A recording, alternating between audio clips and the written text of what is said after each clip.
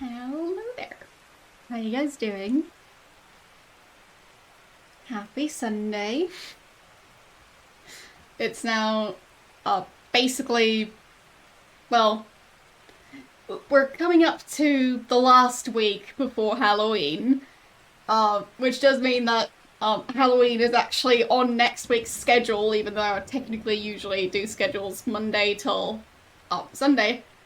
This time it's Monday till Monday because, yeah, I felt like it. Anyway, um, yeah, I still don't have a poll.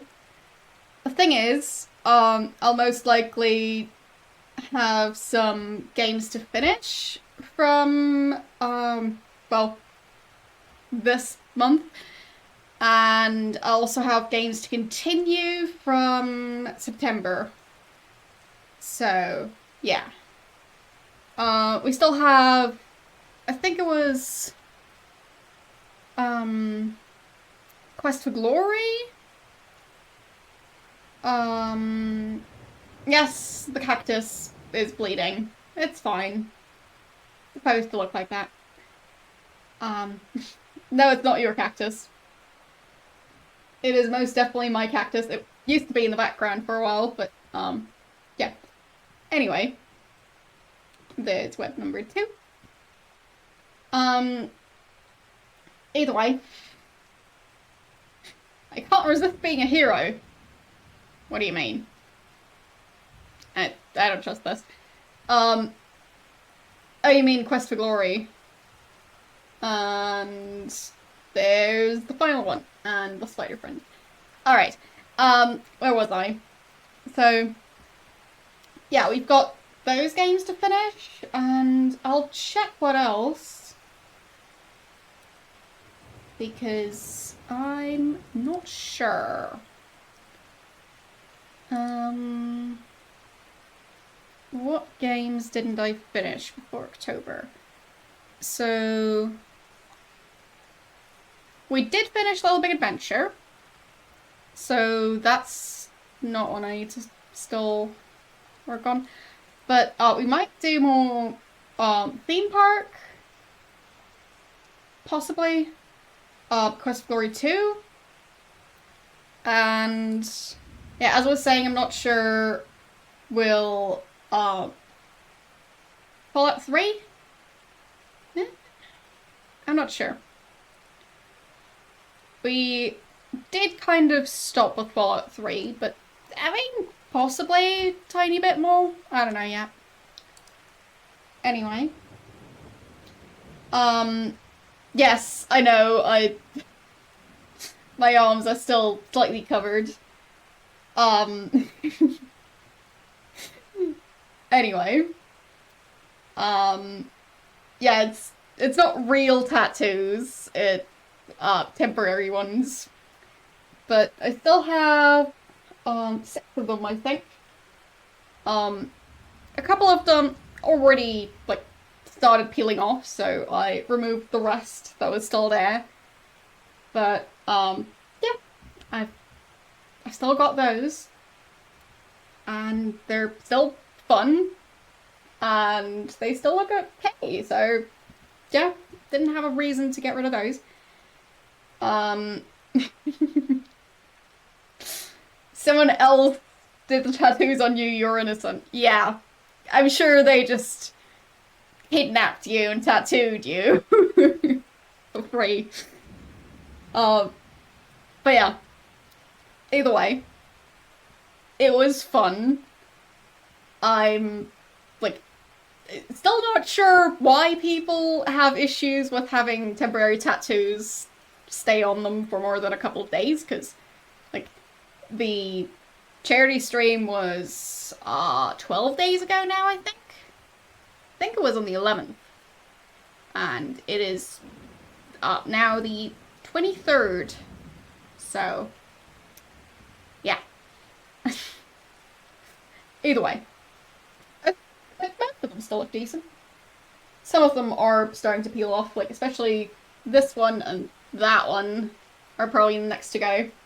But this one, and this this one as well. Those are still hanging on there, so those will probably stick around, possibly till, like, actual Halloween. I don't know. We'll see. So, yes, they are spiders. Because why wouldn't they be? But yeah, I know that I could, like, just get them off of my skin if I wanted to. But, yeah. Maybe everyone else showers an acetone. I don't know.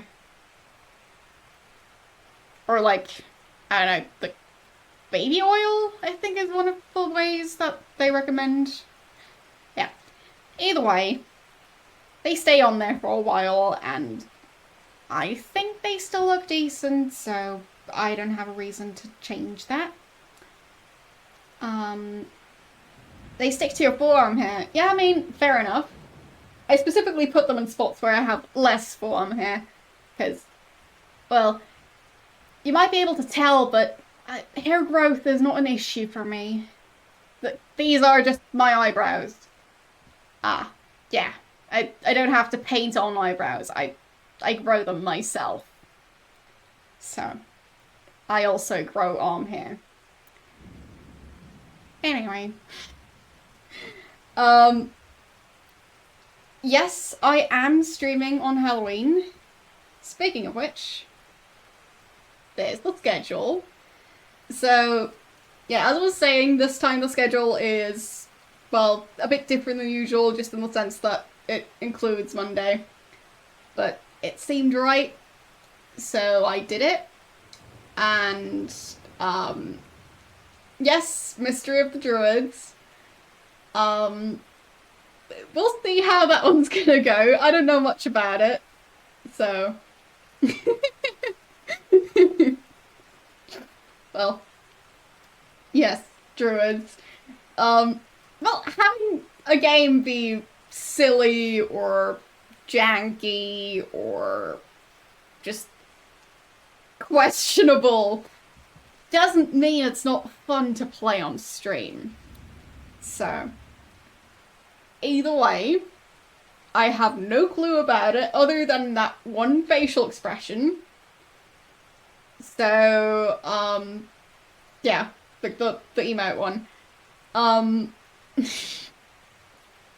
Yeah, it'll be interesting, I'm sure. So that's happening next Saturday. Zork? It wasn't on the list, so no. Anyway, and we've most likely got 6 Days of Sacrifice on next Sunday, because so far the what are they, the series called? I don't know. Anyway, the game series we've been playing on Sundays, yeah, it's well, the other ones, they were all one stream each, so I'll try and finish this one stream. If not, we'll see. Yeah, if I beat this one today. I don't know. How would you even pronounce that? I mean, I guess I might have to figure out how to pronounce that, because, either way. That's the plan for, next Sunday. He hates it so much he filtered the title out of chat. Nice.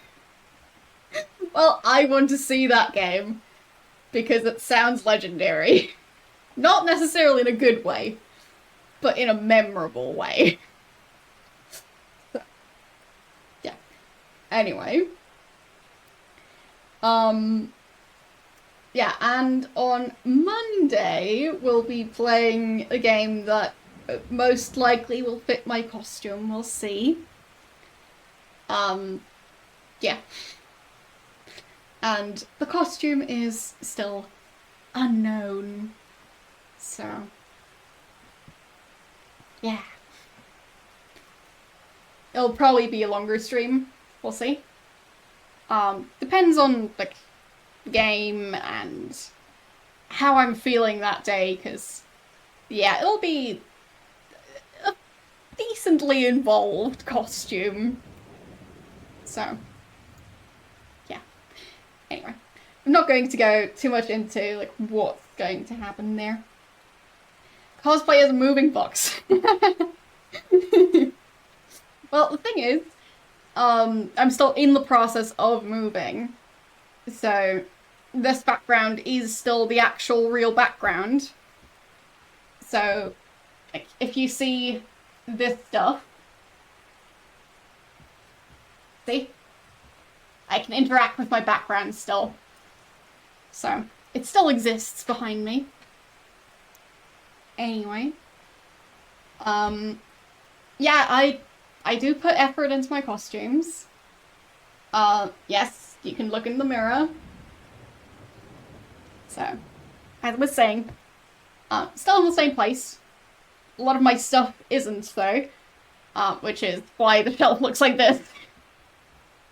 So, yeah, this is moving style Halloween shelf. But yeah, eventually we'll, like, different. So, yeah. Eventually I'll even, like, have custom backgrounds that I've made myself, because that is something I want to be doing in the future, and, yeah, especially with, like, the green screen and stuff. Yeah, I'm looking forward to that. Are you sad today, or did you just use the wrong emote? Yeah, okay. Hello. How are you doing? But yeah, as I was saying, I am planning on having, like, pixel art backgrounds and everything, so yeah. Yes, my personal pixel room. Exactly.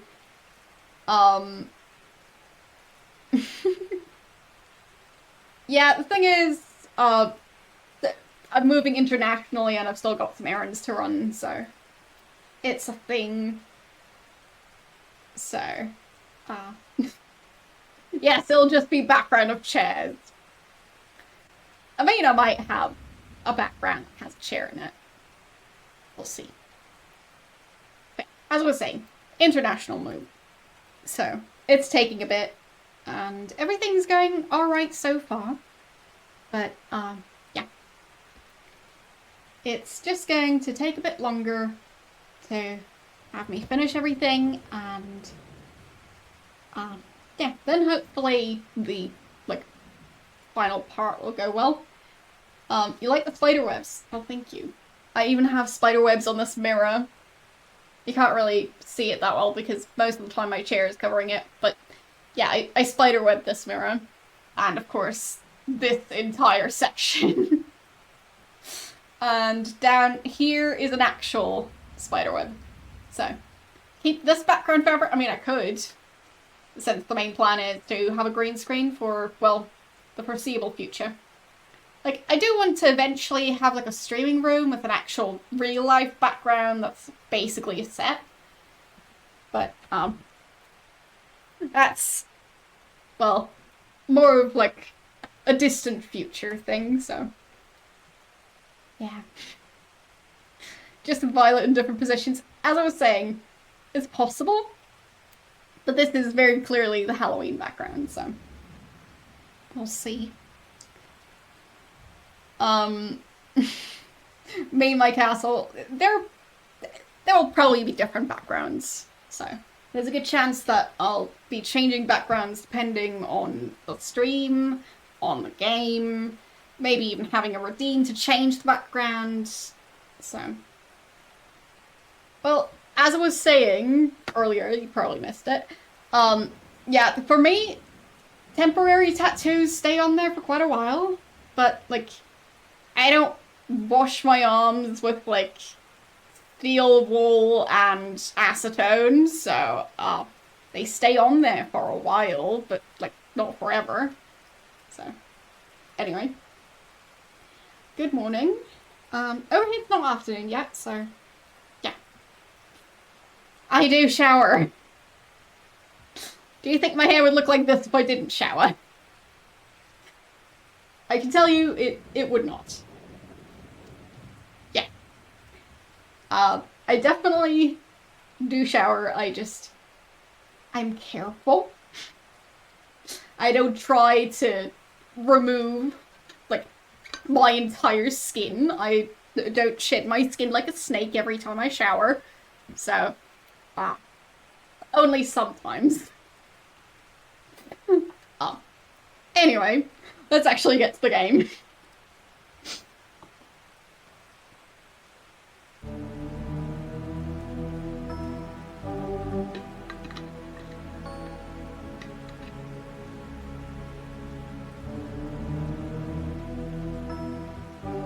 So, let's start a new game.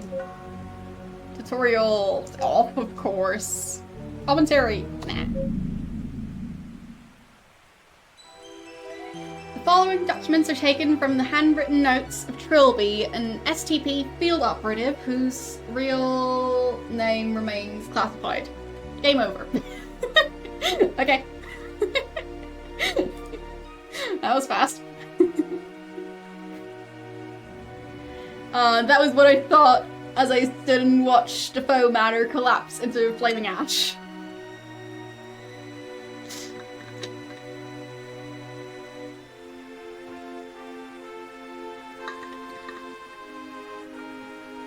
Anything else?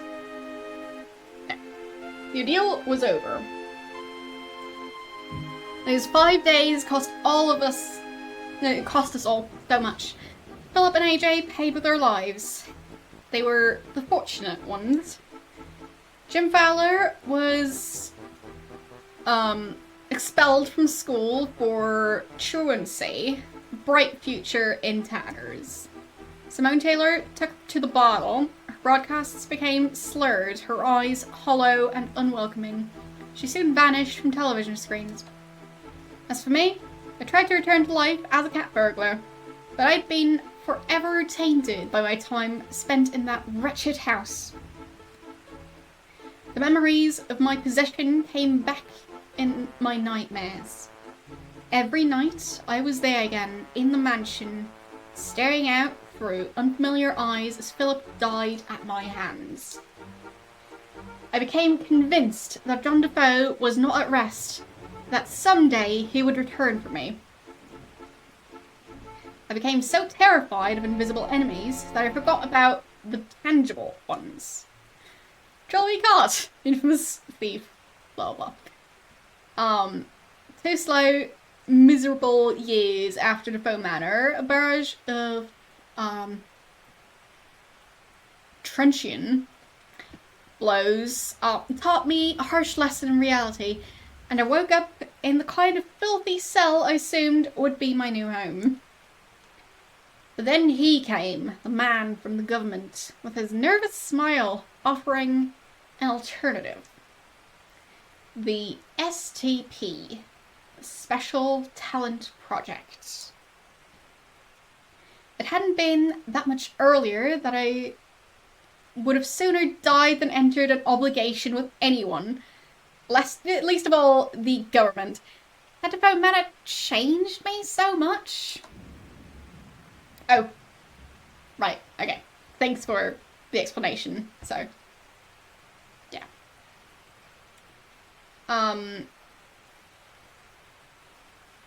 Yeah, so it's a small club that they apparently no longer carry.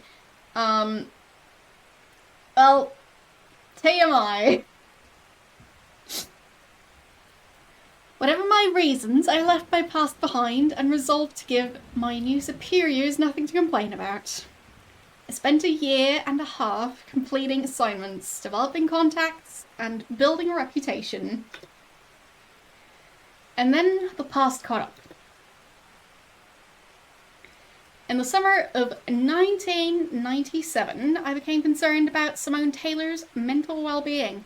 The papers were reporting her continual breakdown, and she had become a virtual recluse. I had no idea if my appearance would assist or hinder. I had, after all, deliberately allowed her to think me dead. Presumably, she knew differently now after the media coverage of my arrest, but I would expect her to be bitter about my subterfuge. On balance, I decided that a meeting with an old friend would most likely be beneficial. came to our apartment building on a warm, stormy night and braced myself for the encounter. Okay. Let's see.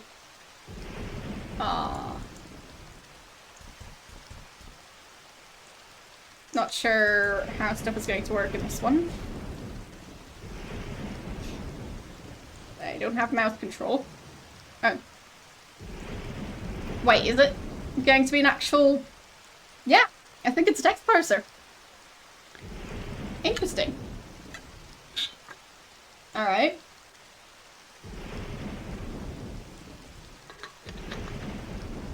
Yep. It'll be interesting. I'm sure.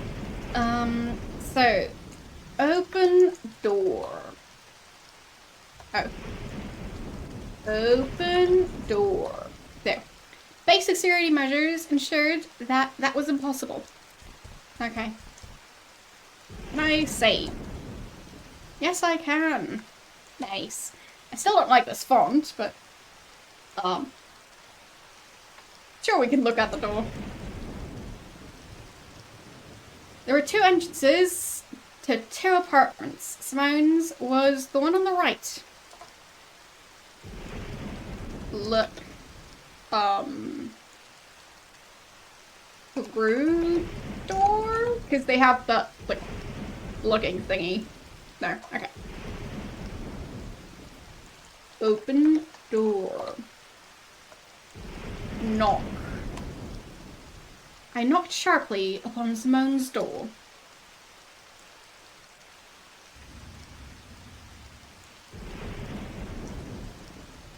Wait.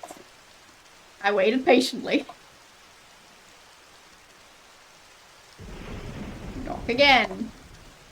Receiving no reply, I knocked again, louder. Wait again.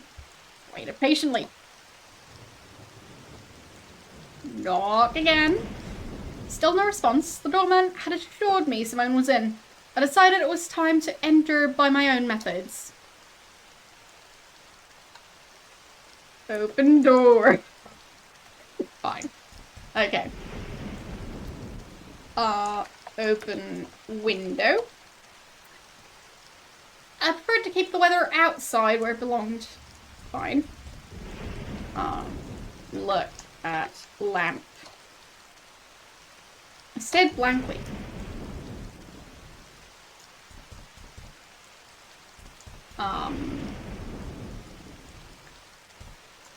Break down door. There was no reason to smash down the door when easier methods were at hand. Unlock door. I reasoned that Simone could have been in trouble, and even if she wasn't, then at worst I was only playing to my reputation. I'd spent a few minutes feverishly picking the lock, and then let myself in.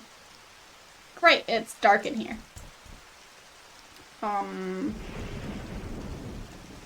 Turn on lights. I had already tried the switch when I came in. It didn't work.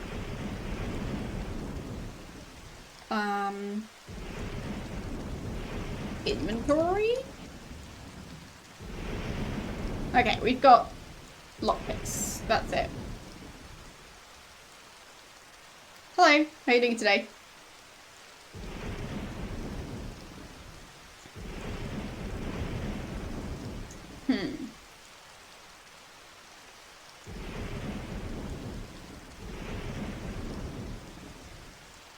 I mean, the thunder and lightning are a bit too synced up. Unless the storm is supposed to be, like, right here. So, look around. Simone's bedroom light refused to turn on. Stood in pitch darkness, the intermediate flashes of lightning preventing my eyes from adjusting. Hello? Talk to Simone? I was talking to myself. Okay.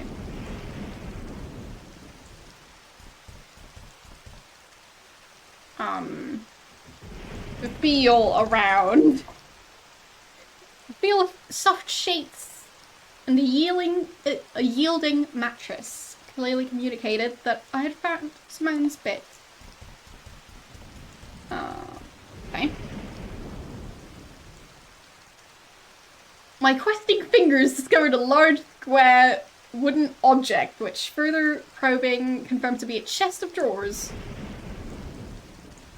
Open drawer. It wouldn't have been polite to quest around Simone's undergarments. How does he know that's what's in her top drawer? Maybe it would have been a flashlight for power outages like this one. So, open door. I was certain there was something not quite right about the room. I had to figure out what it was before I left. I mean, I could have just left the door open to let in some light. That was my plan, but apparently not.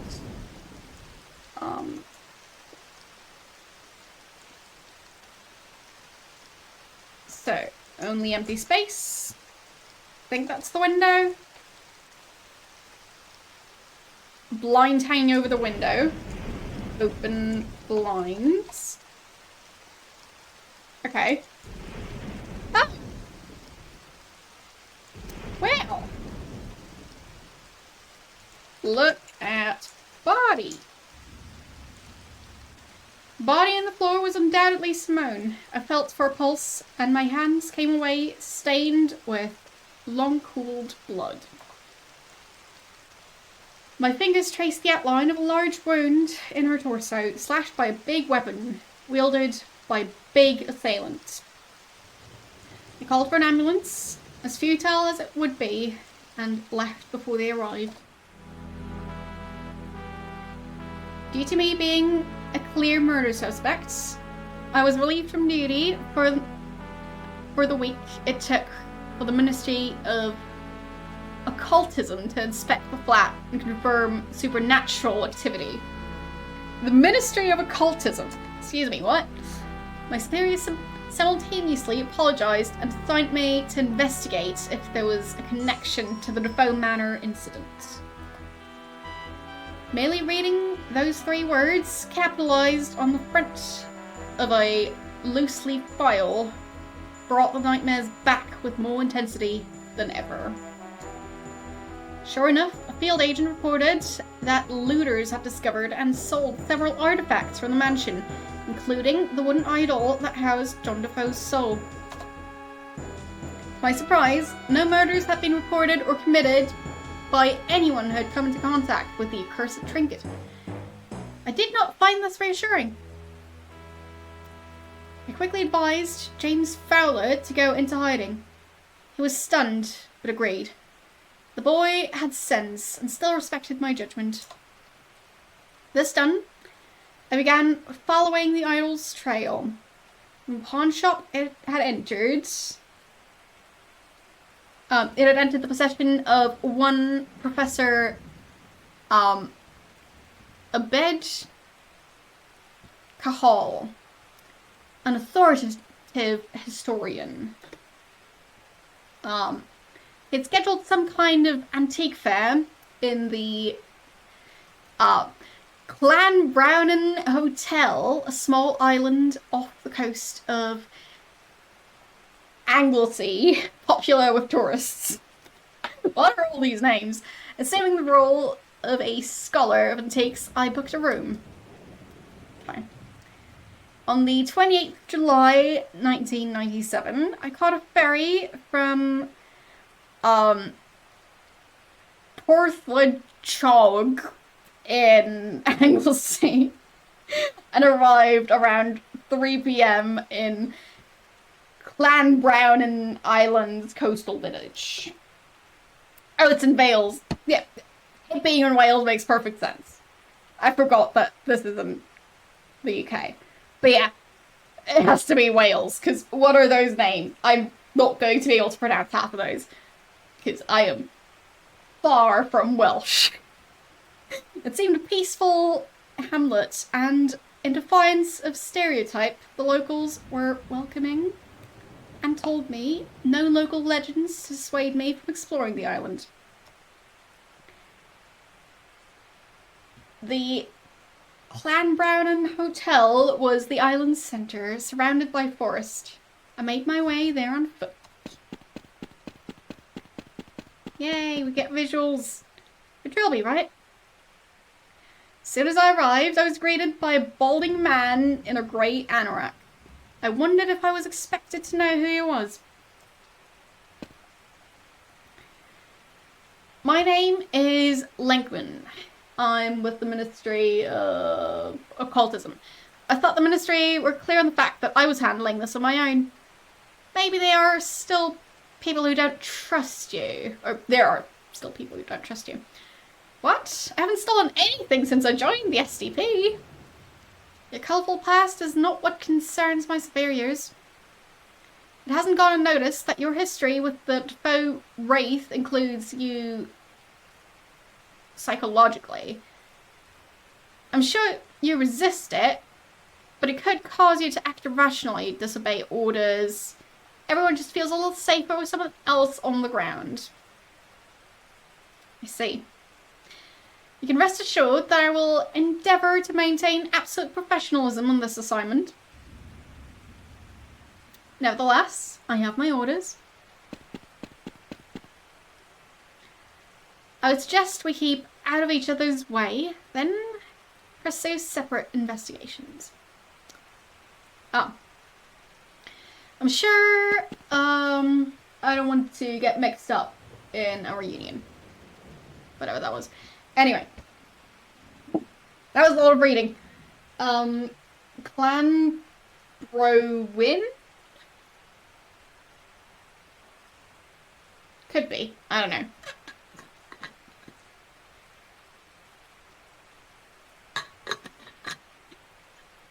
$25 already. Yes.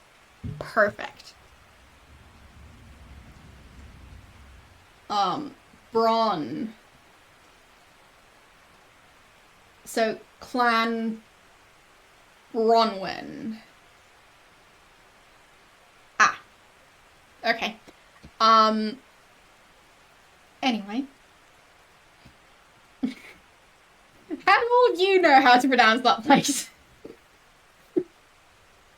Where was I?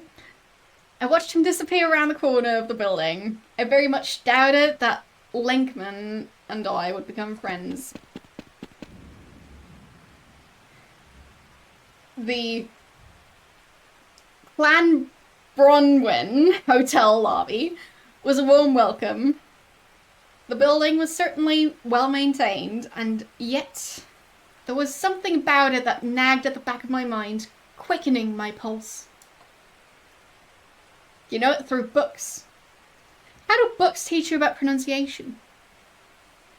I tend to have issues with, like, reading words and not knowing how to pronounce them. So, for me, they kind of have the opposite effect. I dismissed the sensation, an act which, in retrospect, I would come to regret. Good evening. Terence Railby. I have a reservation. Oh, a reservation. Ah, yes. You're here for the antique fair. We've put you in room C. There's 3C on the 3rd floor. Would you like to sign the check-in book? Hello. Bethan. Just letting you know I'll be having dinner in my room. That's absolutely fine, Professor. This, I decided, was what they called a golden opportunity. Professor Gall? I'm afraid you have me at a disadvantage. Really. Terence Railby. We met at Sotheby's a few months ago. Oh, you don't remember me. No, of course I do. Terry Railby, how have you been? The astute readers already guessed that both Terence Railby and the previous meeting were utter fiction. I'd spent some time studying Cahal's movements and habits. He was, by all accounts, absent-minded, and that was something I could use. Well, thanks. I was hoping I'd run into you. I've heard interesting things about items you're showcasing here. You remember I do freelance scouting for some wealthy collectors? Yes. Well, a client of mine has expressed an interest in relics from Defoe Manor in Buckinghamshire. It's been on my back about it for a while. Between you and me, he seems pretty obsessed. What remained of Professor Carl's suspicion melted away from his expression as the opportunity to make money entered the conversation. Well, I sure wouldn't want to damage your professional status. Would you like to come up to my room for drinks? I don't want to impose. No imposition at all. Please follow me. Your room key, Mr. Trilby. Thank you. Please lead the way, Professor.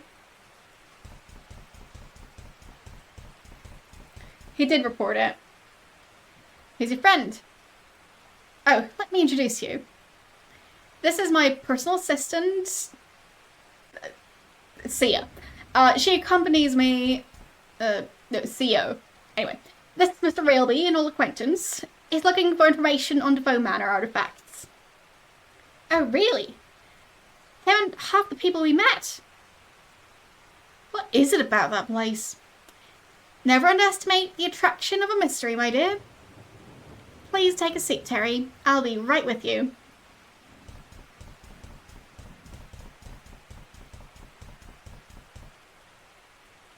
So, interested in ghost stories?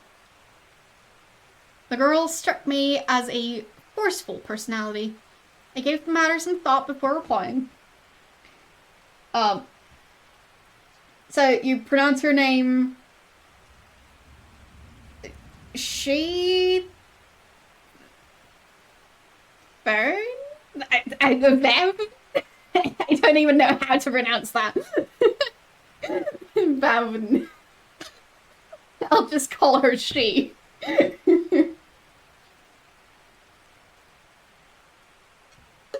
Siobhan! Okay. Oh, that's easier to pronounce. Anyway. Not really. I'm just scouting on behalf of my client, like I told the professor. You know, it's strange to see someone as young as you in the antiques trade. And come to think of it, I thought only old men dressed like that. No offense meant. None taken. I didn't catch your last name. It's O'Malley. Couldn't be more Irish if I tried, could it? Okay. Sorry to keep you waiting, dear boy. Now then, what shall we talk about? Okay. Let's save again. So many names. I'm going to butcher most of them. So, yeah.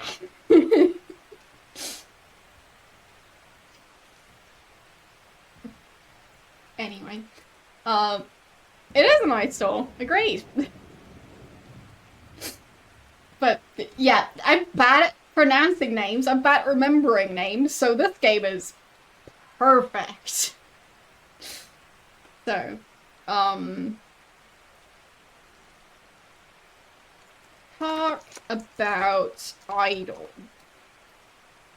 Tell me, does a huge man in a welding mask or leather apron mean anything to you? Not really, should it? Never mind. Small African figurine that my client wants me to look into. Resembling a rather ugly tribal god. That old thing. Honestly, despite its age, it's virtually valueless. That's what I said, but my client is very insistent. He's interested in the paranormal, and the idol features in some of the more unlikely accounts of the Defoe Manor incident. Well, I don't suppose I should ask questions. This man of yours wants to take it off my hands. I don't have it on me right now. It's it's being kept in the hotel safe. Perhaps we can work out a deal after the fair. I had intended to display it with the other Defoe artifacts. Inwardly, I just wanted to get this mission completed as fast as possible. But I didn't want to risk suspicion, or giving off the wrong impression. Who am I? We're playing as Trilby? I'm not sure if I pronounced his name right, but that's what I'm sticking with, because that's how I've been pronouncing it the entire time. So, trying to learn different pronunciation now is going to be tricky, so. Bad memory? What? But yeah, I'm honestly, yeah,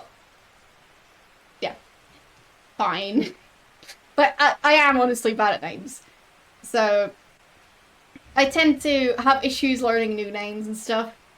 So, like, when someone introduces themselves and says their name, odds are I'll need to hear it, like, another, 2 or 3 times before I remember it. Because that's just how my brain is. So, yeah. And I'm bad at pronouncing words, especially ones that I've never read before. So, I just tend to be bad at, guessing pronunciation. So, that'll be fine. So, just out of interest, what else have you picked up from the mansion? Odds and ends, basically. Some silverware, ceramics, most of a burnt rocking chair, and the painting, of course. Painting! A landscape from a wall in the mansion's lounge. Of little artistic value, but the artist features prominently in Defoe's colourful history. Matthew Defoe? That's him, yes. Bethan, she runs the hotel. She asked if, she could display it in the hotel lobby. I instantly recalled the sickening feeling, or the sick feeling, I had felt in the lobby. I had seen the painting, but I had paid it little heed. Oh, are you alright, Mr. Railby? You've gone rather pale. What? Oh, I'm sorry. I was just distracted by my thoughts for a moment. Lost in history, eh? Something like that. Mr. Railby! What the hell was that? What the hell was what? You were just sitting there and then you went all stiff like you'd seen a ghost. You didn't see it? See what, Mr. Railby? I'm sorry, I have to go. Something's wrong. Oh, well, we won't keep you then. We'll see you later. Maybe. My head was spinning, and a sudden nausea churned in my guts. The world seemed to be pulsating, the corners of the room wavering like a heat haze. And apparently flashing. Where? You may say I imagined these things. And I thought that must have been the case.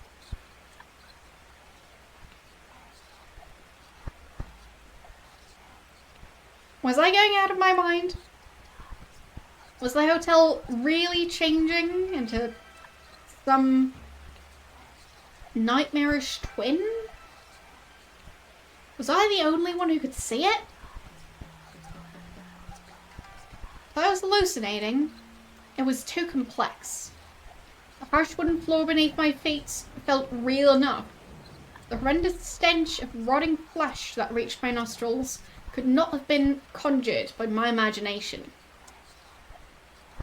I decided I had to find John Defoe's idol as soon as possible.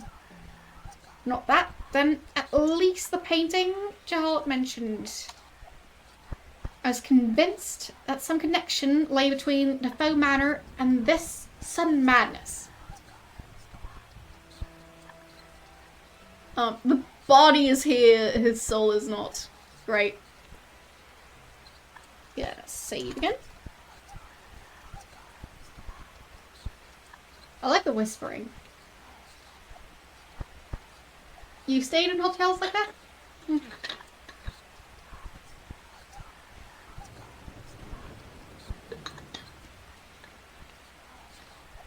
Seems like a lovely place. I wonder who threw stuff in blood around here. And they also broke the window.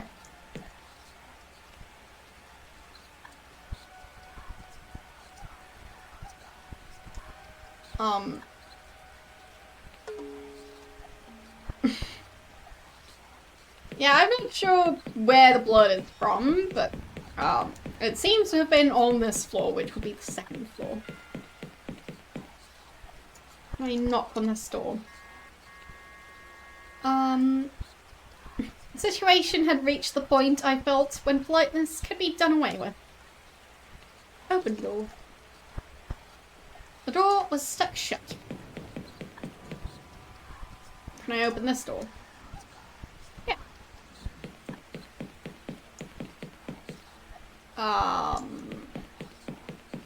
I'm sure it's all fine.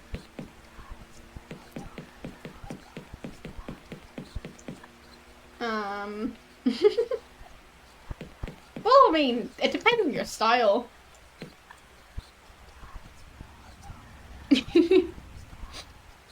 Yeah, it could be someone who really, really needed a pen and didn't have one, and then they went on a murder spree instead, because, well, posts think to ink, I guess. Look around. Blood spatters covered every wall and surface in the room, as if someone had lost a fight with, some horrible beast here. Metal tables and some kind of stone altar all showed evidence of recent slaughter. A mangled old sofa stood in the corner. Look at sofa.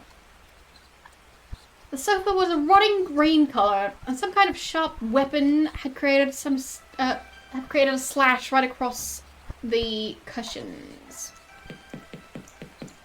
Yeah, don't even mention the spine and head on that sofa.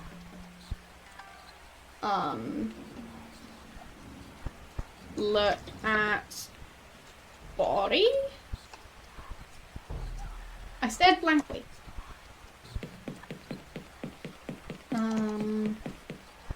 Look at table. Two steel tables were provided as some kind of work surface. Bloodstains and a severed head were a strong indication of what kind of work they were intended for. Look at blood. Blood was everywhere. On the north wall, it had been used to spell out a word. I could neither recognize nor pronounce it. Well, at least it's not just me. I mean, my guess for how to pronounce it would be so.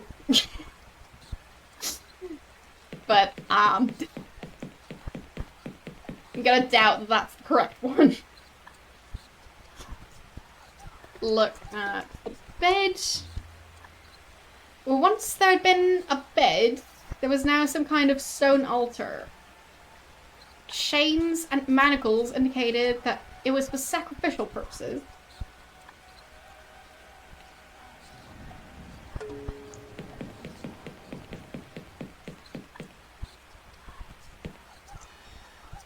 But yeah, it kind of sounds like a sneeze when you pronounce it. Yeah.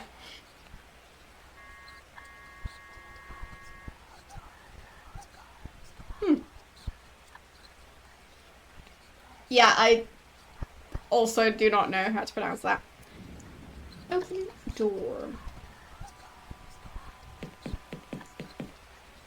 Read wall. There. The graffiti read, his body is here, his soul is not. I wondered if it was referring to John Defoe. Open the door. No. Okay.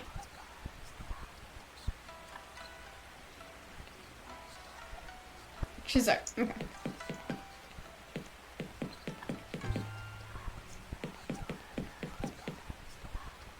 Well, that's a lot of blood.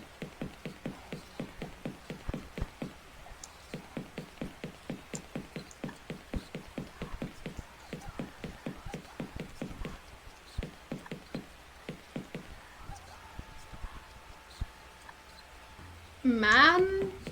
Not man? Nobody labeled my door. Open door. Chiso, love me. Okay. Look around. My room had slipped into the shadow world. The walls and floor were filthy, and the furniture had been replaced with instruments of suffering. And the window's bleeding. Oh, that's fine. Look at instruments of suffering. Didn't understand. Fine.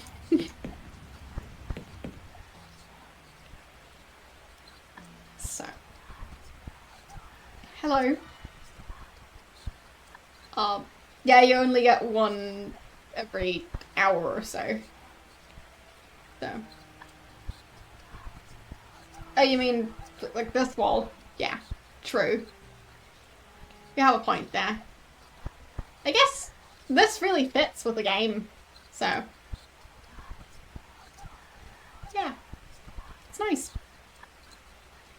Open door.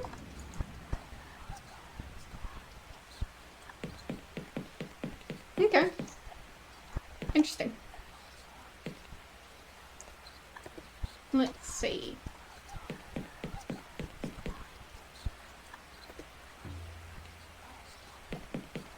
Right, those are all shut.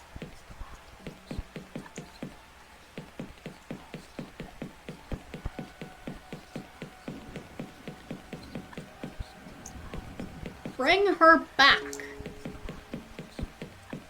And look around. The stairwell was built from old concrete, and a thick smell of damp filled the air.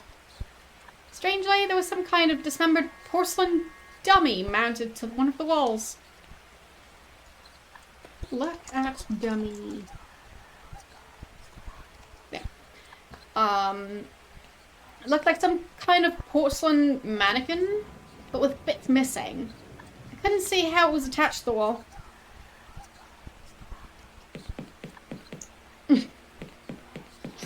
Oh, are you calling yourself a dummy?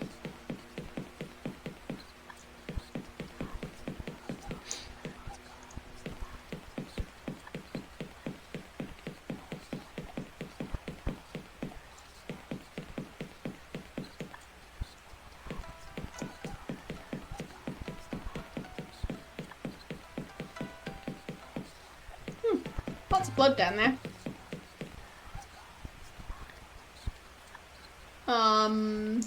Priest or prisoner?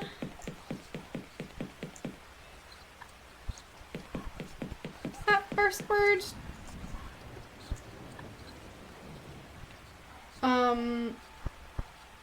The graffiti read priest or prisoner, acolyte or slave. I had no idea what it could be referring to. But it didn't sound like something John Defoe would inspire.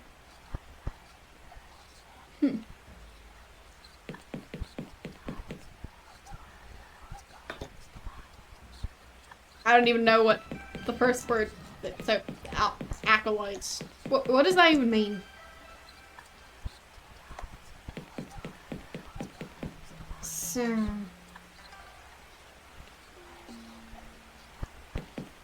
Follower. Okay. Thanks. They're into a cult.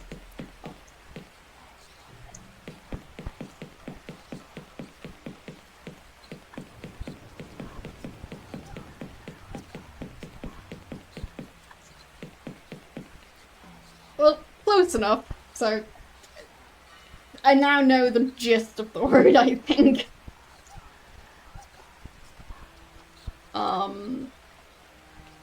There was a headless corpse slumped in the corner.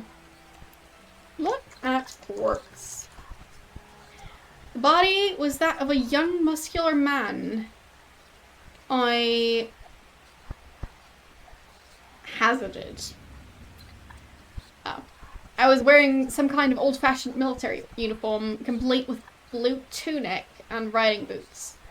More to the point, his head was missing, and his hands were worn down to bloody wads of flesh and bone.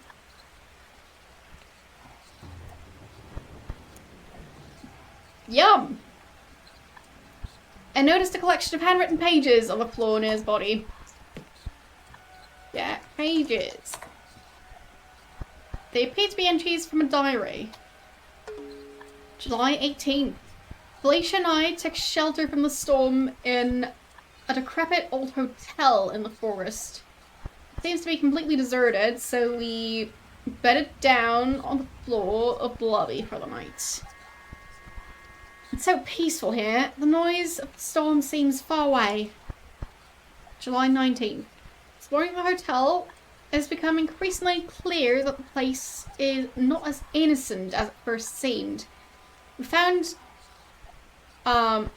ancient corpses and evidence of terrible deeds in several of the rooms. The storm is cleared and we intend to leave as soon as possible. July 20th. I'm certain now that devilry is at work. Every path we take through the forest brings us back to the hotel. We spent a whole day trying routes to no avail. Felicia keeps talking of a demon she fancies she saw in the hotel kitchen last night. July 21st. Felicia is dead. I was too late to help her. I saw her murderer just as she did. Perhaps I'll be next. I'm beginning to understand.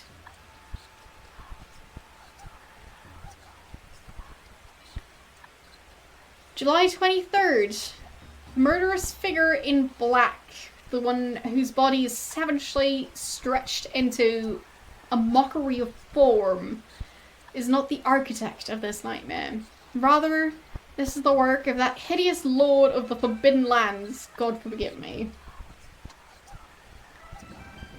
July 25th. I built a shrine to my captor in the lobby in an attempt to appease him.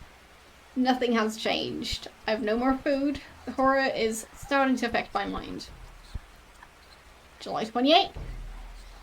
I am certain my mind is going. I imagined for a moment that the hotel had changed, had become finely decorated and welcoming, as it must have once been in the past. I blinked and it returned to its normal, hateful self. The next few pages were sprinkled with blood, obscuring some of the text. August 1st. What is this relationship to that disgusting, or what is his relationship to that disgusting beast? Is he a servant or prisoner? Sometimes he acts alone, sometimes at the behest of a higher power. What does he want from me? August 3rd. He's after me now. I think I must have done something wrong. August 4th. It hurts. That was lastly the readable entry. I decided not to take them with me. They were covered in blood and all stuck together. Okay. Great.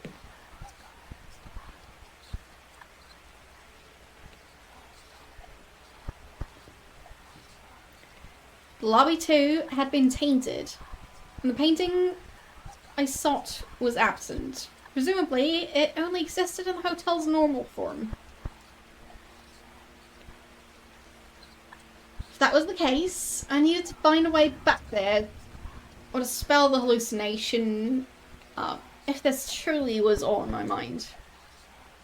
At this stage, I was beginning to wonder if this was really all John Defoe's doing. It didn't seem like his style somehow. What other evil could possibly be the culprit? Well, I think that's a corpse. Look at counter.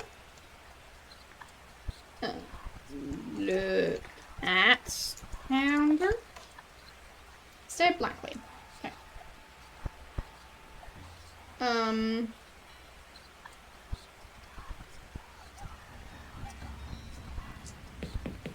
Let's see.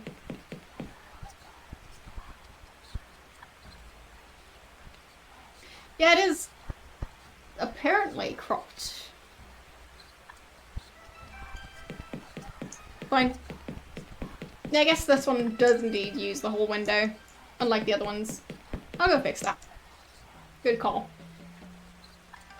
Let's fix that right now, shall we?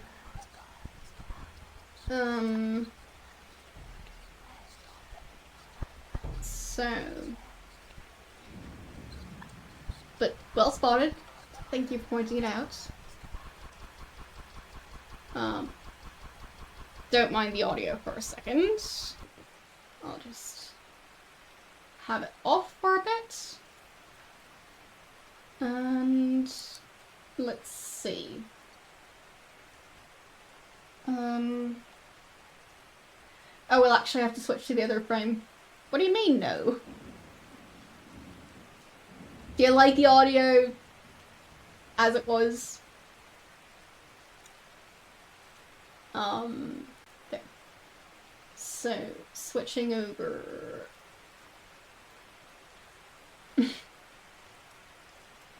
There.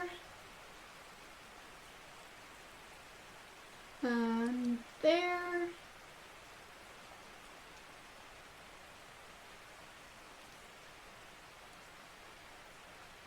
Okay. And let's see.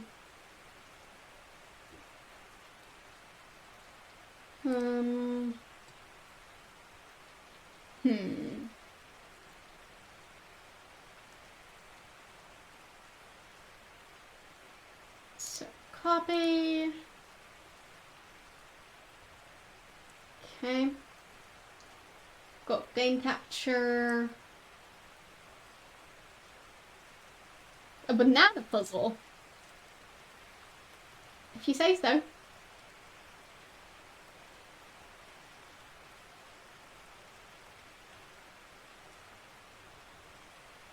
So.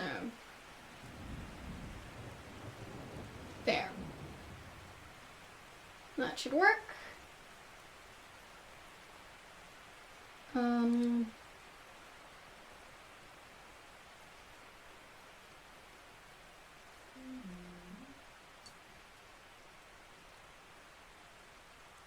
Okay. I think that's as good as I'm gonna get it. So.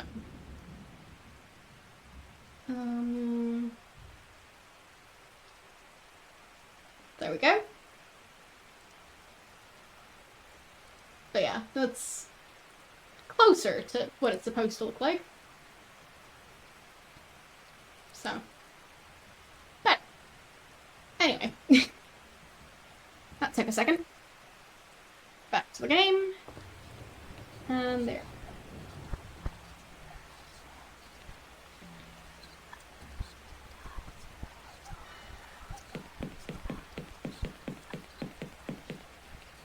But yeah, sorry about the cropping situation. Also, the game is being weird. Why is it... There. Okay, there. For some reason, the order was all messed up. There we go.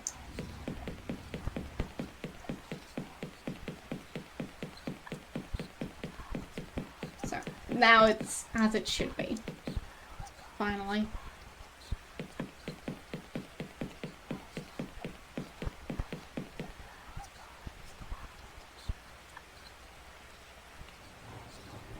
Yeah, I should say. Good one. I mean, I'm walking around in a hotel that's most likely going to try and kill me, so.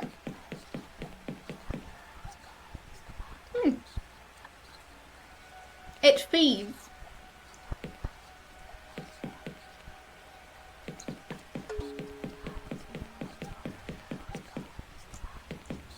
I should look at these doors.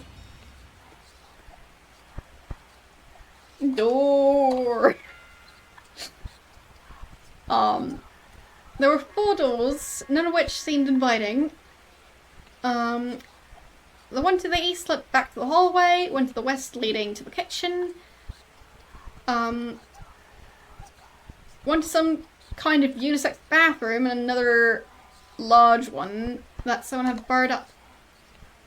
Some kind of flayed corpse was nailed in place over the door to the toilet, blocking the way. Look at corpse. The body had been completely flayed and still glistened wetly with blood. The hands and one of the feet were held in place around the door with 6-inch nails. Great!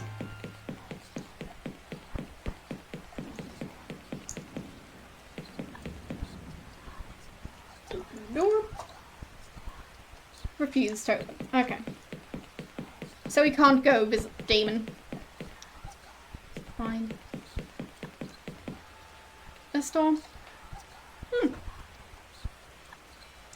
Who's that?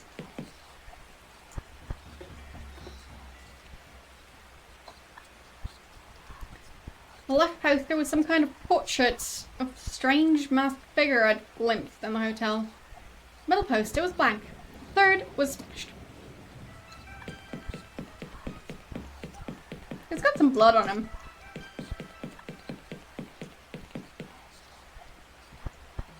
Look at arcade machine. It appeared to be damaged, with the front plate ajar and frayed wires emerging from the rear. Strangely though, the screen was active and flashing blankly. Use arcade machine.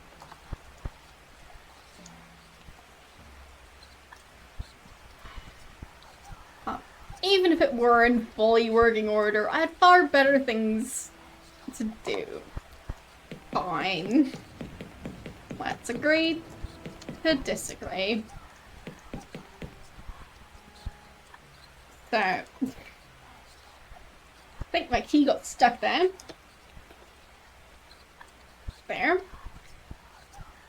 In keeping with the alternate hotel's theme, the furniture looked like someone had been hurled against them with absolutely fatal force. Lying on the bottom in a pool of gore was a pair of long-nosed pliers. They were rusty but functional. I took the pliers with me. Lovely.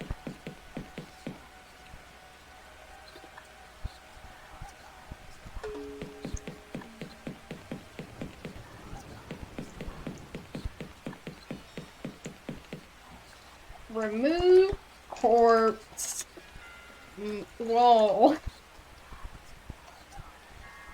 Use pliers on nails. The pliers were ideal for removing the nails.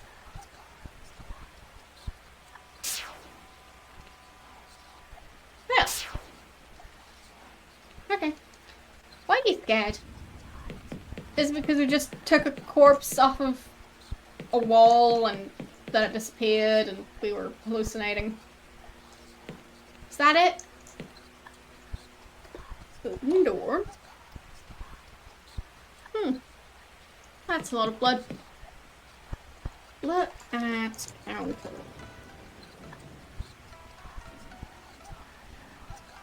The counter had 2 sinks and was covered in filth and mold. To my surprise, a brand new sealed envelope was sitting between the basins. Get in the loop. Baffled, I took the envelope. It was strangely bulky and tore it open. A white pill bottle and a note fell out into my hands. Well, into my hand. I here enclose the note with this report. Trilby, if you're reading this, then you too have seen the hotel change. At present, I have no idea if the alternative hotel is part of the ethereal realm or some kind of construct. A pocket dimension. There is a definitive correlation between one's level of agitation and one's tendency to reality shift. Fear is your enemy. It leaves you shining like a beacon for whatever evil brought us to this place.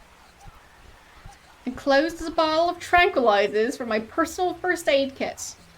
When you find yourself shifting into the other place, take a pill and try to calm down, and the real hotel will return. Do not let it concern you. I am researching the phenomenon. Your task is to find Defoe. Good luck. Agent Lankman. Lankman's letter raised more questions than it answered. I pocketed the pill bottle. Cleaner than a high school bathroom? Depends on the high school. Like, the one I went to, it mostly had graffiti. But it was fairly clean. On most days.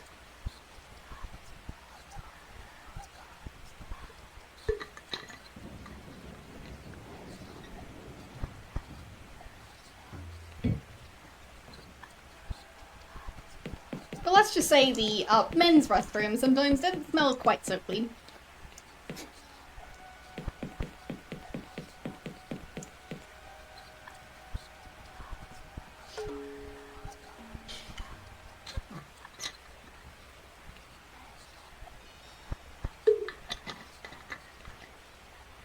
Didn't see much of it, but I smelled it. So, sure, we can look at the toilet that's overflowing with blood. Why not? Look at toilets. None of the toilets appeared to be functional. One of them was overflowing with blood, which left me disinclined to investigate the others. Open toilet. I couldn't pick that open. Lift lid. No.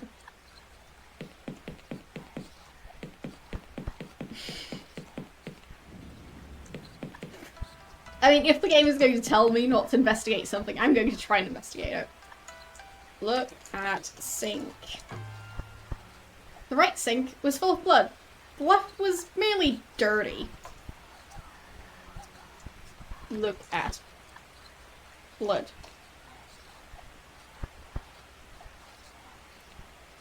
Blood flowed from one of the sinks and one of the toilets, indicating some hideous presence in the plumbing system. Open faucet. Didn't pick that open. Fine. Open the door. So, we no longer have the pliers.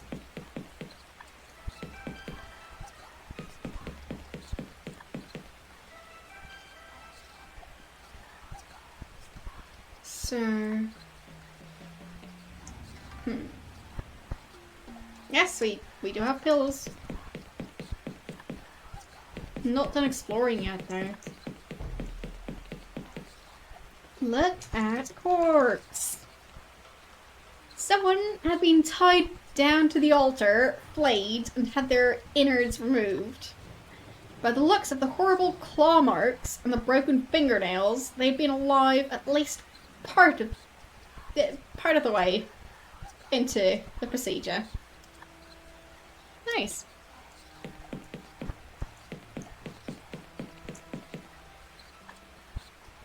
Open door. Yeah, it's a very cozy place. It's a hotel. So, yeah. It's nice.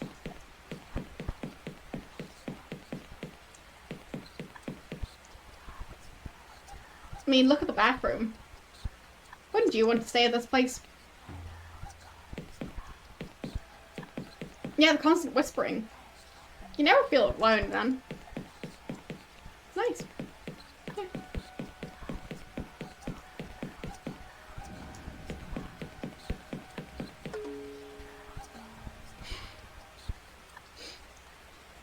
Also, I think someone took a bite out of this table.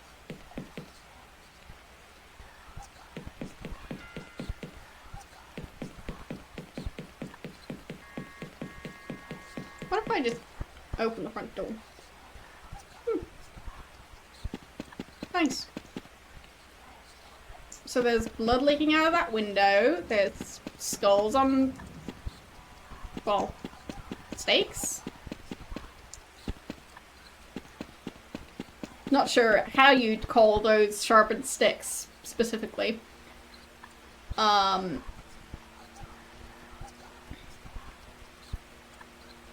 And pikes. Yeah. That's the one. Yeah, Clab Bonnie Hell. Yes. Or Clap Boney Hell.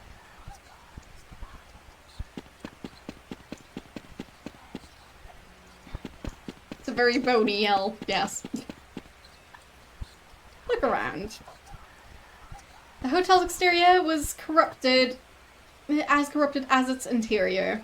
The ground beneath my feet was hard, red and gritty, like desiccated clay.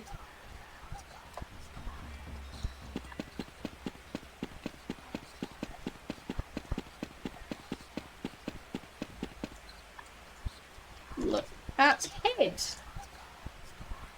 The two heads on the right were decayed down to their skulls. The one on the left was very much fresh, its features made unfamiliar by the torments it had undergone.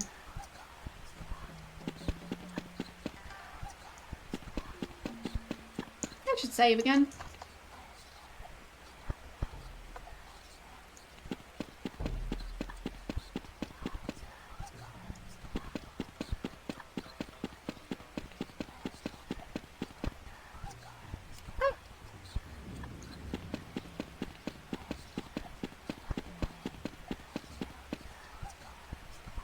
Starting to sense a theme here. What makes you think I like this game? I mean, are any of you scared? Be honest.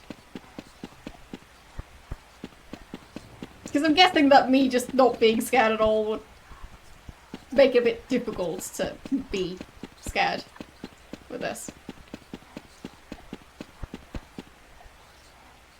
Yeah, I like the tippy tap sounds too.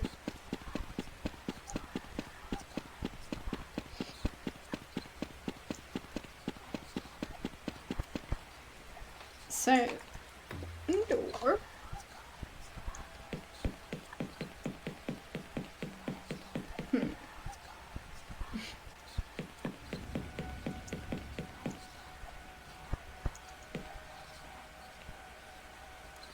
So, take pill. Hesitantly, I tipped a tranquilizer into my palm and swallowed it without water. It quickly took effect. I felt the anxiety lift from the pit of my stomach. My dismal surroundings seemed to feel less imposing. And I felt that strange sensation again of lightheadedness and detachment as the world around me began to quiver. Everything's fine.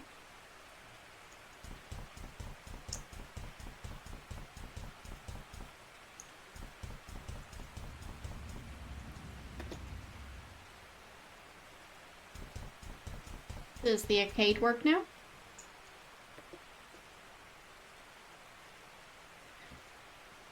I think it was a pub quiz machine. A piece of white card on the screen declared that it was out of order. Dang it. Well, we tried. Open the door. There.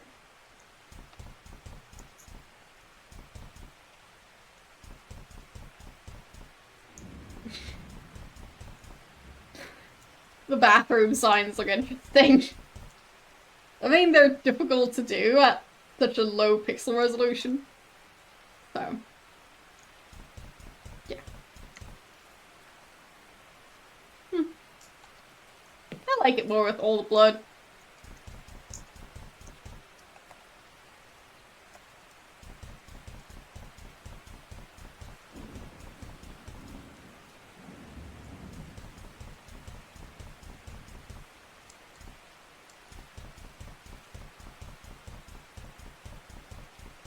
Well, I'd say he did pretty well in terms of art.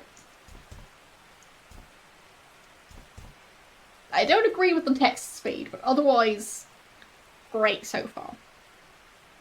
Look at painting. I was frankly astonished that Matthew Defoe's painting had survived the immolation of Defoe Manor. As I stared at it, it seemed that the surrounding room began to blur until only the painting was in focus. I fancied I could hear the creaks and whispers of Defoe Manor's hallways. I felt a bizarre urge to reach out and touch the painting. That's fine.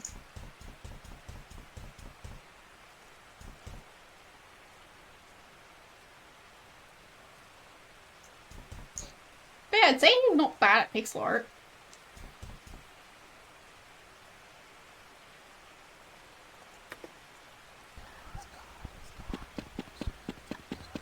I mean, sure, it tends to be simple, but get the point across, and that's kind of the main part in pixel art.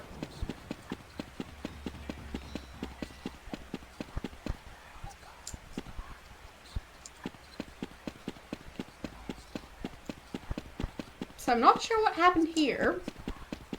Yeah, it really didn't work for very long. Thank you.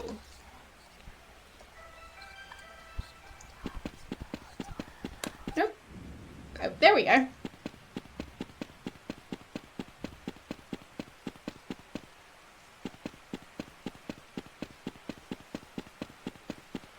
Much nicer.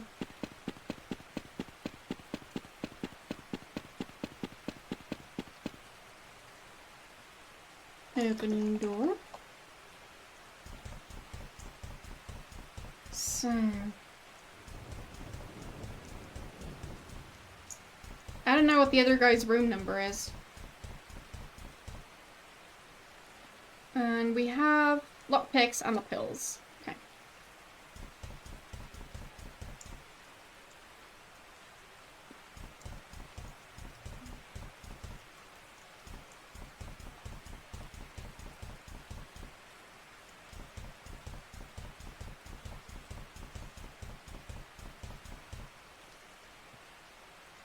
Open door. It would not give when pushed. I saw no direct means of opening it. Unlock door. Lock pick door.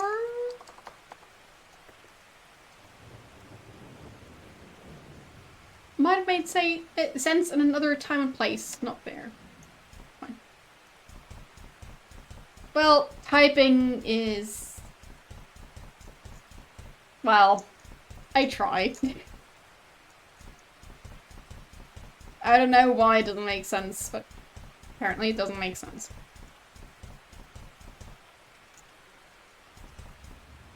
If he says it doesn't, then that's that.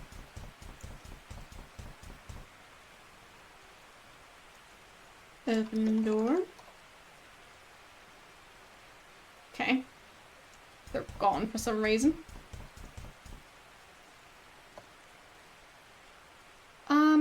The hotel room was pleasant, but apparently been built in the times before ensuite.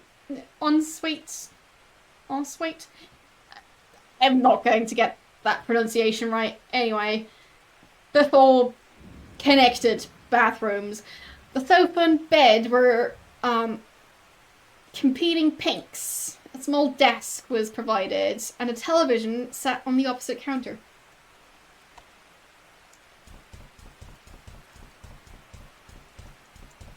So, sound correct? Well, I guess I got it right once.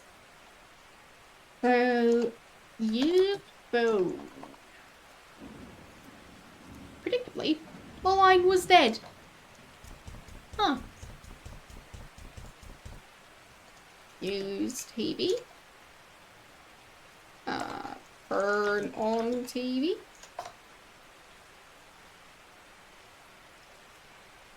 Theater, yes. Movies at a pinch. Television was where I drew the line.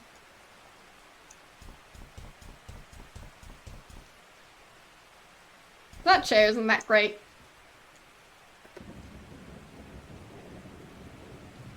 Not every chair can be a beautiful chair.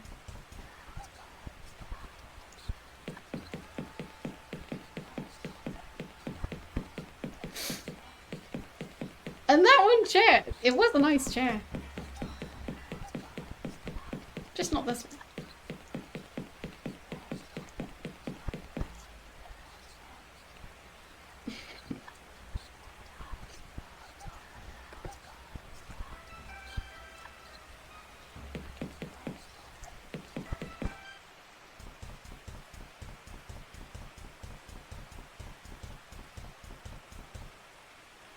Open door. So that's what his room is supposed to look like. So, bed, sofa, television.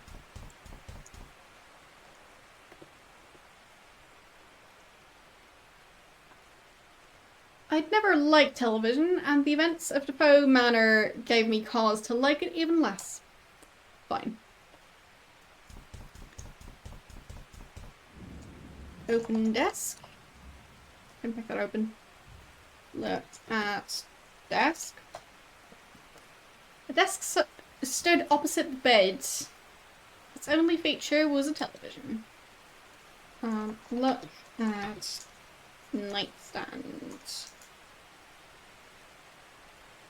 There was a small bedside cabinet serving the right-hand side of the bed. A phone sat on top. Use phone.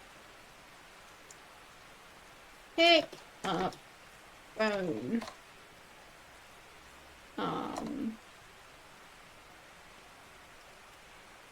Make a call.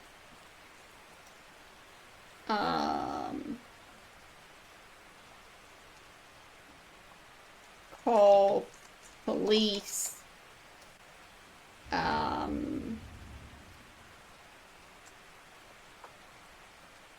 Use phone. Oh, well, we can't call anyone.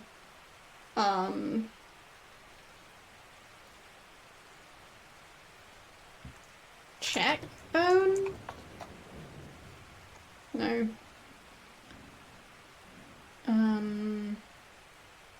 Dial phone? Sure. No.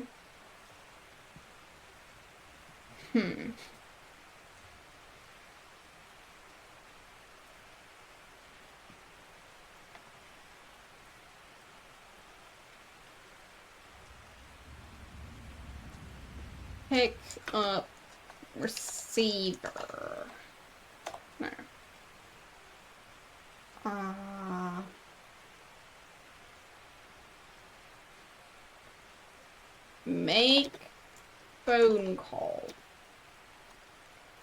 No.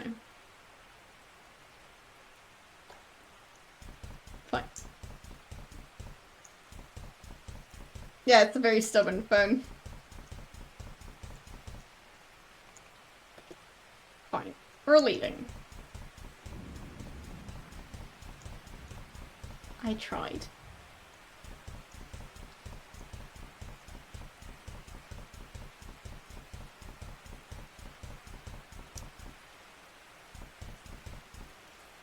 And since we were talking about temperature at the start of the stream, it was 24 degrees when I started streaming today, which was less than 2 hours ago at this point.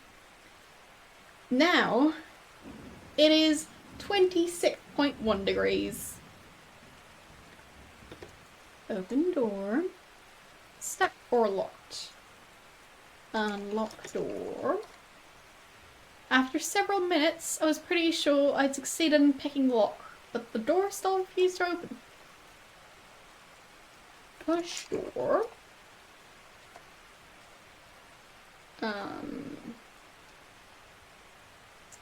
Break door. I preferred to leave violence for the last resort. Well, it wasn't the first thing I tried. Hello, how you doing today? 42 indoors or outdoors? Because I was talking about indoors. And if it's 42 indoors right now, then slightly concerned. Because that is too warm.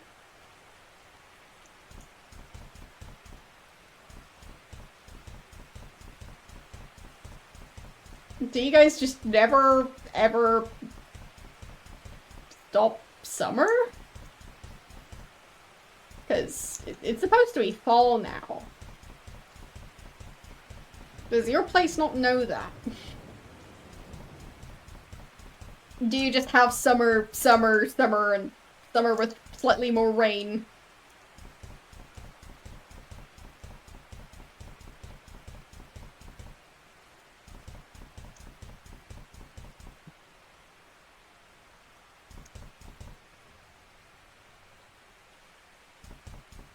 I mean, you might be living in a desert, I don't know. You do have 4 seasons, and you are in the 3rd. So the 4 seasons are...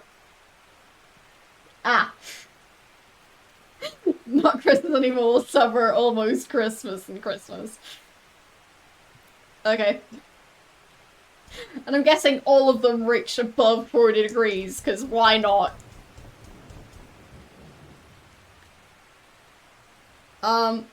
I'm liking it so far. It's a bit more difficult to figure out what I'm supposed to be doing. But, yeah.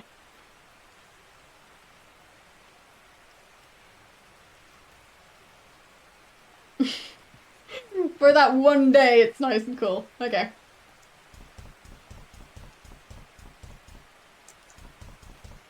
Neat.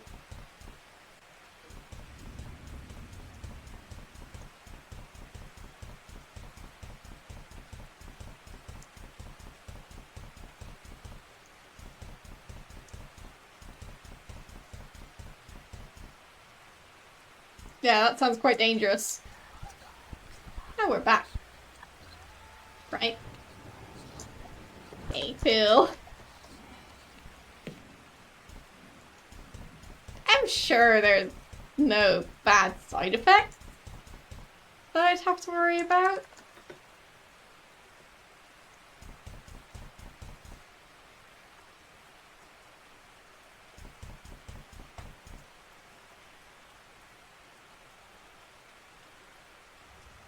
Might. The other ones say they're locked. This one says I have no business breaking into a room with someone I don't know. Knock? No reply. Knock? No reply. Unlock door?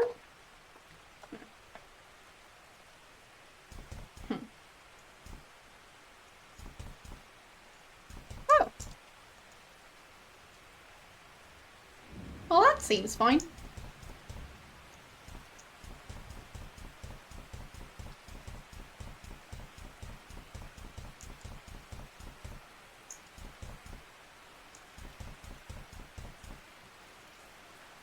Open door. Nope.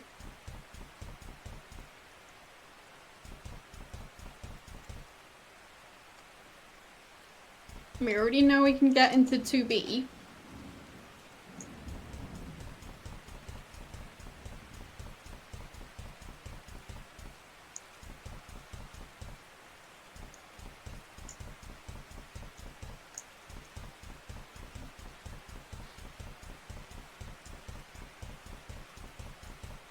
I mean, right, they said that the idol was in the hotel safe, so I'll probably check that next.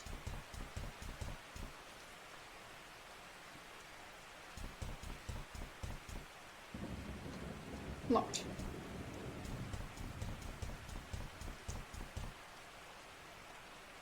Okay. Got a feeling that some of the doors that say locked, if not all of them, are going to be ones that we can get into eventually.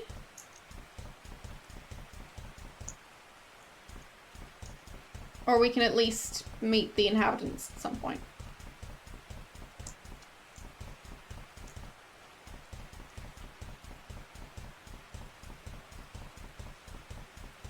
Fair. For now, I'll try and lockpick my way into the office.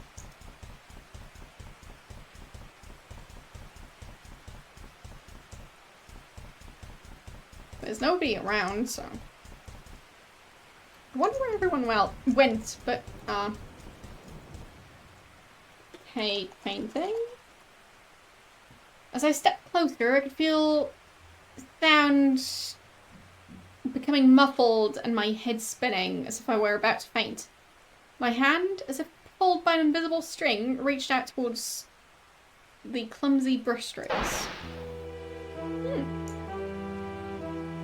Defoe Manor, July 28th, AD 1821.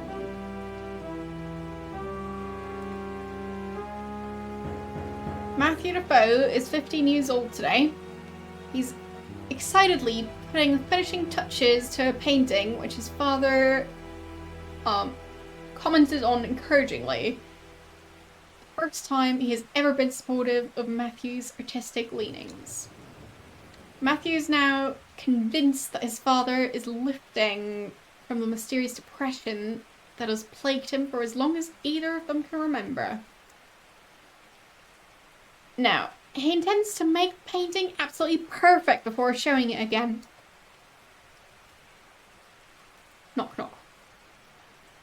Master Matthew? Sir Roderick has requested your presence in the trophy room. Thank you, James. And if you would be so good to inform him that I will now be retiring for the night. Very good, James.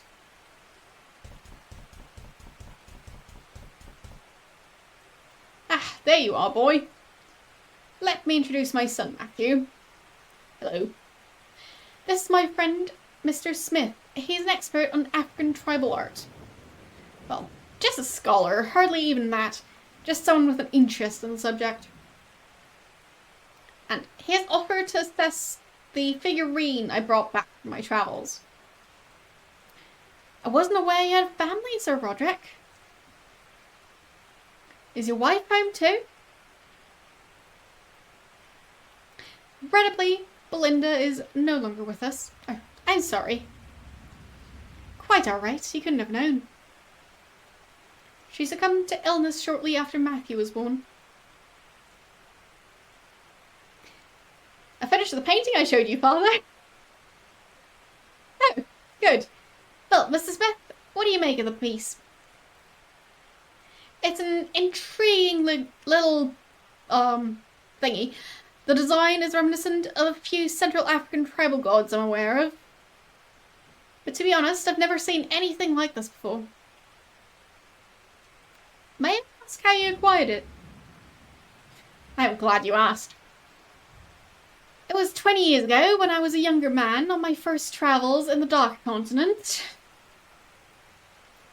We were travelling along the west coast when our bears spotted a ship that had run aground.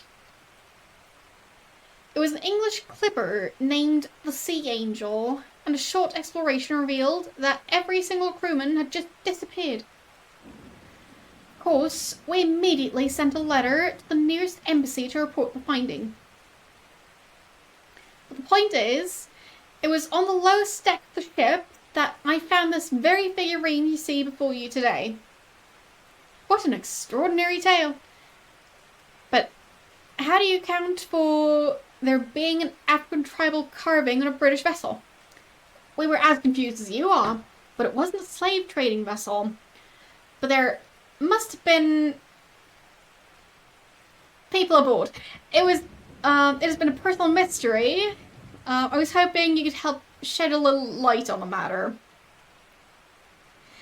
There's more to tell. I haven't even begun to recount the strange events that have surrounded this artifact. Would you care for a glass of brandy? Thank you. That would be most kind. Or brandy. Whatever. Matthew, fetch the brandy from the kitchen and some glasses. Yes, father. Oh boy.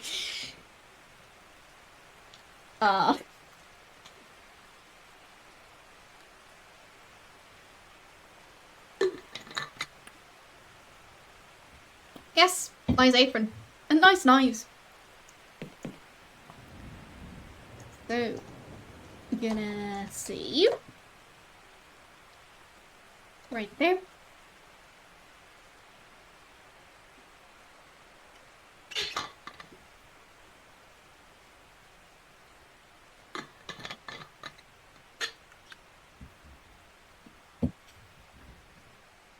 Alright. Look. Defoe Manor's kitchen was small and somewhat sparsely furnished in contrast to the wealth of the house as a whole. Beside the sideboard, the only furniture was a large wooden table and a narrow drinks cabinet in the corner. Look at table. Above the sideboard there was a row of sorted utensils and knives. And someone had left a brown leather apron on the kitchen table. That's apron. Matthew saw no purpose for it, and didn't want to interfere with other people's possessions. Fine.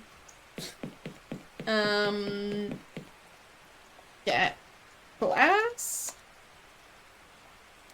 Matthew took the brandy bottle and a pair of appropriate glasses. Bang, bang. Hello? You haven't tried to speak to me in a while.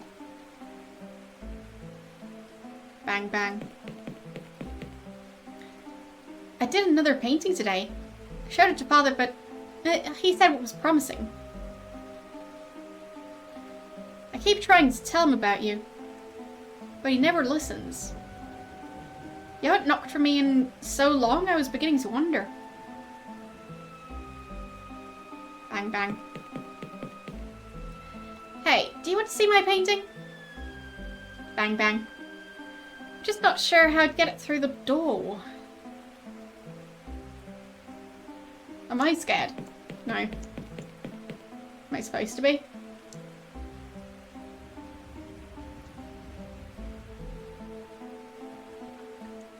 Open the door. Mrs. Peyton didn't like it when people went into her pantry. Wait, that was the way out? There's a pantry out there? Interesting.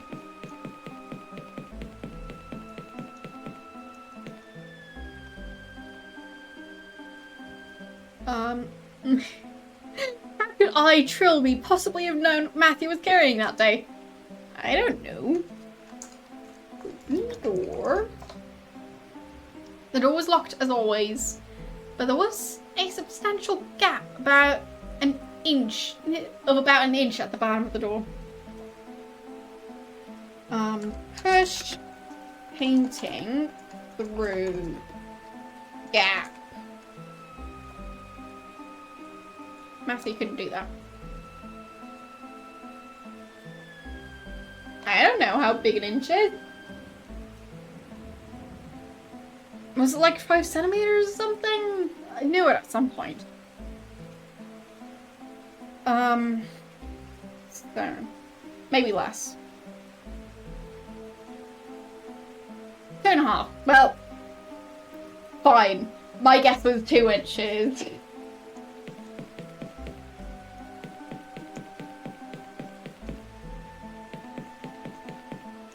Close enough. It's not something I need to know. I'm not saying 1 inch is 2 inches. I'm saying my guess was wrong and I guessed the equivalent of 2 inches. So. Anyway. Not something I need to do in my everyday life because I don't come across measurements in inches that I need to know the precise centimeter equivalent of. So yeah, I use metric basically all the time. So the only thing I know in those units is my height because people ask. Otherwise, I just don't know. So how am I going to unlock that door? Search for key. Look at gap.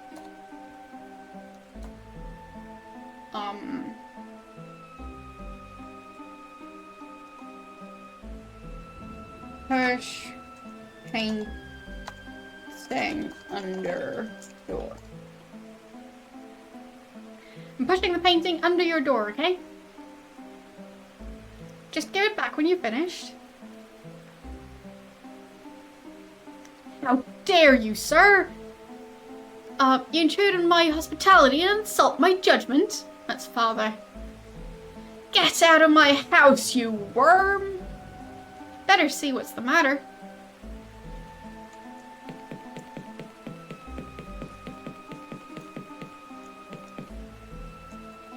Door?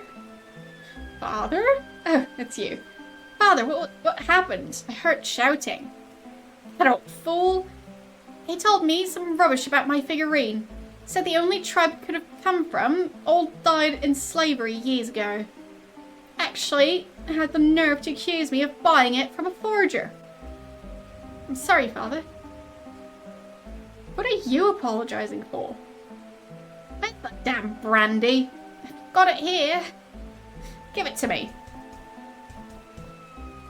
I'll go back to my room, Father. Show me your painting. Father? You said you had a painting. Show it to me. I can't, Father. And why not? Because... Come on, why not? Out with it. Because I gave it to the boy behind the door. I see. Father? Go back to your room, boy. I have to write my diary entry. Yes, Father. An hour of silence passed and Matthew grew concerned about his father.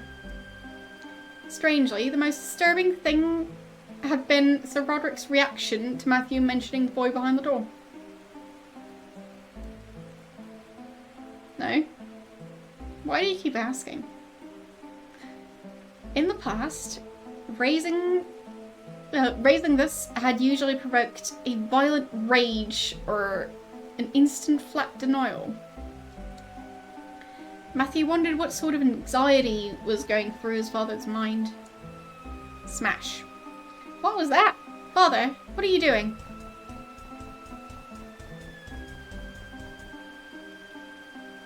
Well, the door's open. Saving again.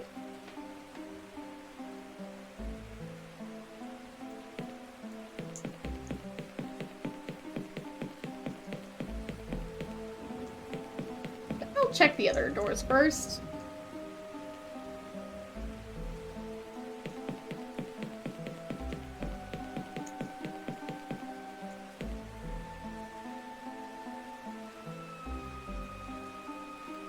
I needed to know what was beyond the forbidden door.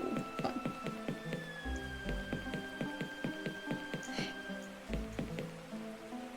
Probably death. Matthew was confused by his own reluctance. He had longed to see what was beyond the door his entire life, but now, given the chance, he was struck with fear. He peered cautiously through and saw a set of rough stone steps leading down to some kind of basement. I should have done this the moment you came into this world, demon child. May God forgive me for having part in your creation. Father? What are you doing? Do you see what you've done? I didn't want him to see this. Do you see what you've done? Father, no, Father!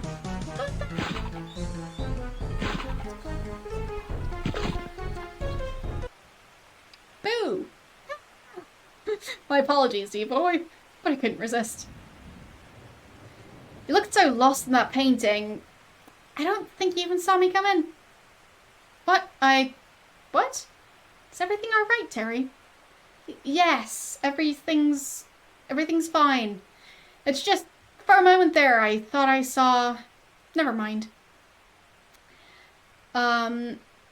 Sarah and I were talking about you. I said you seemed like something was making you terribly anxious. Frankly, I think that's still the case. I'm okay. Really am. Well, if you're sure? Okay. That was interesting. Yeah, the font is difficult to read. I know. I'm struggling a bit with reading it, but I'm doing my best. So, I was certain my mind was not playing tricks on me. I'd been back there in Defoe Manor, looking through the eyes of Matthew Defoe. I'd seen the events that had created John Defoe. I saw his death at the hands of Sir Roderick. That terrible, violent end that would bring him back to that awful wraith. Yeah, as that awful wraith. But somehow, seeing that event, it was clear to me that there was more to this than the ghost of one mentally handicapped youth. There had been something very wrong about that idol, even before it was used to destroy John Defoe. A name stood out in my memory, the Sea Angel, the name of the ship on which Sir Roderick found a figurine. I now had a lead. Professor, do you know anything about a ship called the Sea Angel? You know, it's funny you should mention that name. There's a really old wooden chisel among the Defoe Manor artifacts. The words Sea Angel are carved into the handle. Where is this chisel? Out on display in the convention hall, next to the dining room. What's all this about, Terry? It's nothing. It's just a little side project my clients want me to get onto. Thank you for your help. No problem. Take care of yourself. Well, I'm not going to say every word every time. And, well, I already dodged out of saying a certain word that I'm not going to say now. Definitely not. During the other cutscene. So, no, I'm not scared to say the word. I just prefer not to. So, look at paintings. There's some weird white thing. I was frankly astonished that Matthew Defoe's painting had survived. Yes. Someone had stuck a piece of paper under the frame, perhaps for me to find. Yeah. Paper. There's a page from a religious book I wasn't familiar with. Here enclose it with these notes. No, the word was not pizza.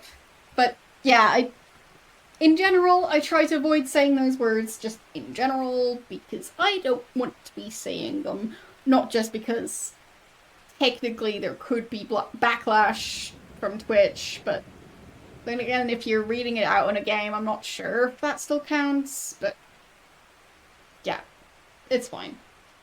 Yeah, exactly. So, exactly. I'm not gonna say all the words that an edgy teen in the 2000s would be super happy to put in a game.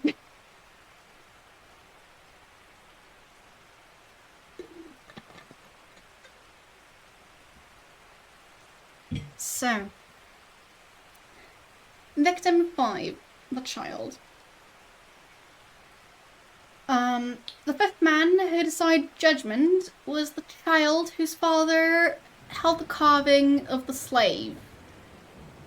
The prince came to him and was at once rightly pleased with what he found.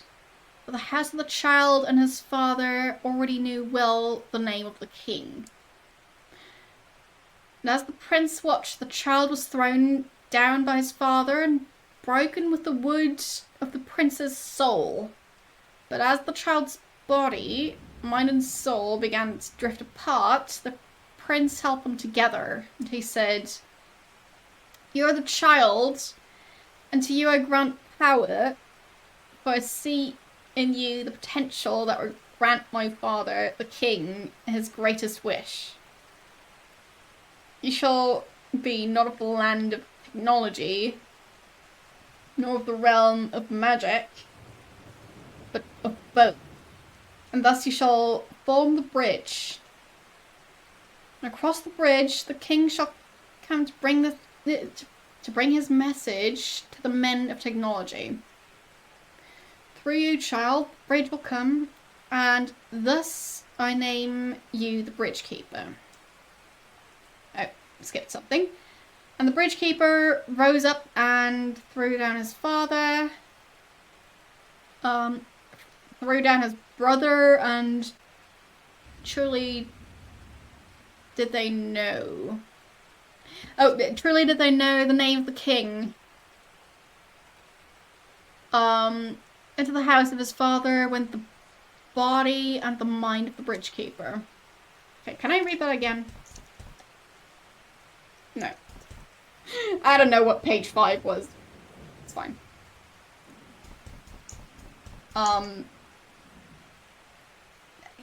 Yeah. The word was describing, the original owner of the idol. And it is not a word that's considered to be appropriate to say out loud. Like, unless it's in, like, historical context or something. In my opinion. So.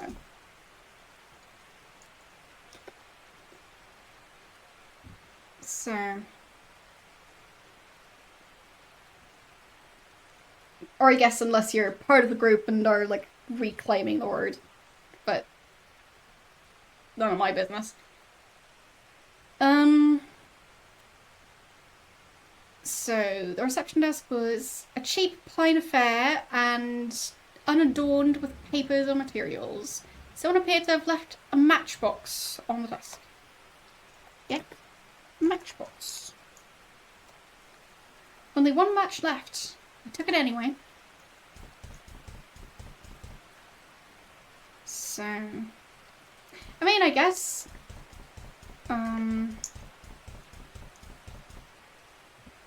we could save here and then go back to read that final page. So, restore, the save. So, we'll just skip through this if possible.